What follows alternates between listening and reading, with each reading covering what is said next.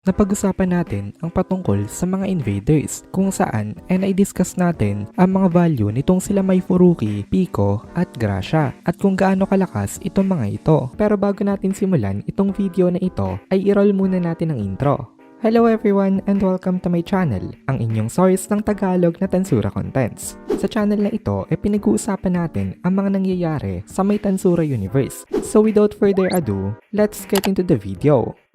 Nag-upload na nga pala guys ang Kohay PH ng Tagalog na solo leveling. Kaya kung gusto mo makapanood ng Tagalog solo leveling contents, bisitahin nyo ang Kohay PH. Link in the description. Ngayon, ang pag-uusapan naman natin itong si Dino. Mukhang absent-minded ngayon ito. Sabi nitong si Ramirez, babawian niya daw ito dahil sa ginawa sa kanya nito last time. Kaya mag-prepare daw itong si Dino-chan. Tinanong naman itong si Benimaru, itong si Trainee, patungkol sa mga information nitong si Dino. Itong si Dino daw member din ng Octagram. He is also known as the Sleeping Ruler. At ang existence value daw nitong si Dino 2,260,000. In addition, meron daw itong mythical grade na level na sword sa may likod nito na meron namang value na 2.2 million, which is quite impressive. Kaya overall, meron daw itong si Dino na 4,460,000 na existence value. Solid rin ang powers nitong si Dino. Pero sabi ni Ramirez, mukhang napaka-unmotivated daw nito. Then lastly, tinanong naman itong si Benimaru ang patungkol sa may info nitong si Vega. Itong si Vega ang regarded as the biggest threat sa kanila.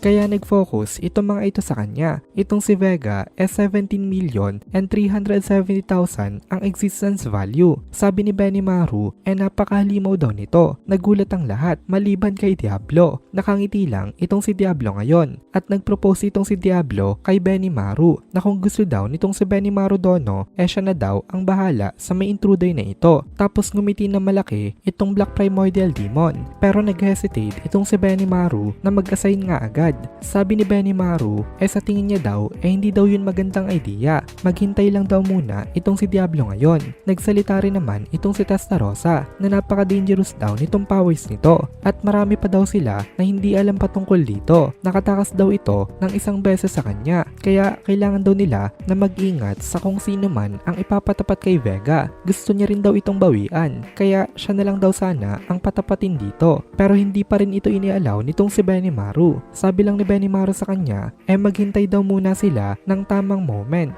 Ang balak ni Benimaru i-separate muna itong si Vega kay Mai Furuki kasi kapag kinorner nga nila ito pero kasama naman ito si Mai makakatakas lang rin ito at to avoid that from happening kailangan daw nila ng isang maayos na plano. Sumang-ayon naman dito itong sila Diablo at Testarossa at sumunod sila sa mga orders nitong si Benimaru sa kanila. Tapos nagsalita itong si Ramirez na besides mukhang may ginagawa daw itong si Vega na kakaiba sa may labyrinth niya. Nag-reply naman itong si Benimaru dito na kanina daw napag-usapan itong sila Vega at Dino ang patungkol nga sa pagkain ni Vega sa may labyrinth na ito. Nagulat dito itong si Trainee kaya nagtanong siya kung posible daw ba yon. Nag-reply naman itong si Ramirez na of course hindi daw pero hindi pa doon natapos ang sinabi ni Ramirez kasi sabi niya sa tingin niya daw mag-ingat pa rin sila. Ramdam kasi nitong si Ramirez ang ginagawa nga nitong si Vega. Actually, possible talaga ito. Hindi lang matanggap nitong si Ramirez na maagaw itong powers nitong labyrinth sa kanya. Sabi niya, naging curious rin daw siya kanina kasi masama daw ang pakiramdam niya patungkol nga dito. Kaya, chinek niya daw. Tapos nakita niya na kinakain nga daw talaga nitong si Vega ito ng dahan-dahan.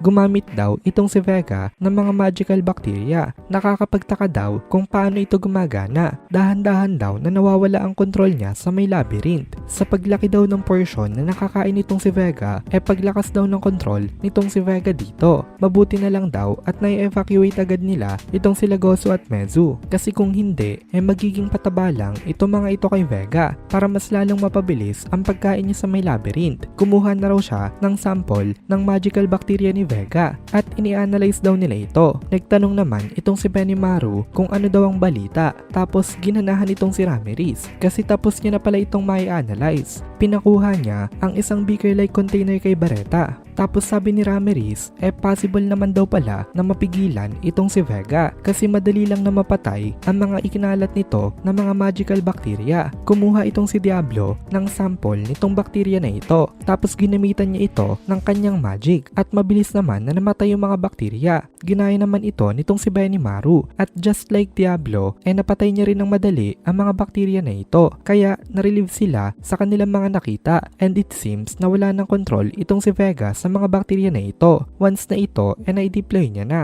Kaya hindi ganun ka-imposible para kay Ramirez na mapigilan nga ito. Kaya just to be safe, papatayin daw nila ang lahat ng mga bakterya na naikalat ni Vega para wala na sila maging problema. Tsaka napaka-unexpected daw kasi talaga ng palaging growth nitong si Vega. Hindi daw nila alam kung bigla na lang na mag-mutate itong mga bakterya na ito. Kaya kailangan nilang madaliin ang pagpatay sa kanila. Kaya nakapag-decide itong mga nandito sa may control room na once na na-separate na nila itong si Mai Furuki, tatapusin agad nila itong si Vega for the safety of the future. Ngayon, meron akong tanong sa inyo. Since si Vega ang kinonsider na greatest threat sa may labyrinth na ito, sa tingin nyo ba ay mas malakas talaga itong si Vega kung ikukumpara kay Dino? At dito na muna natin tatapusin itong video na ito. Kung nagugustuhan mo itong mga videos natin, ay please consider joining the membership para mapanood mo na agad ang mga kasunod na part dahil palaging advance ang ating mga members. Also, ay please consider leaving a like at mag-comment ka na din para ma-boost naman tayo ng algorithm.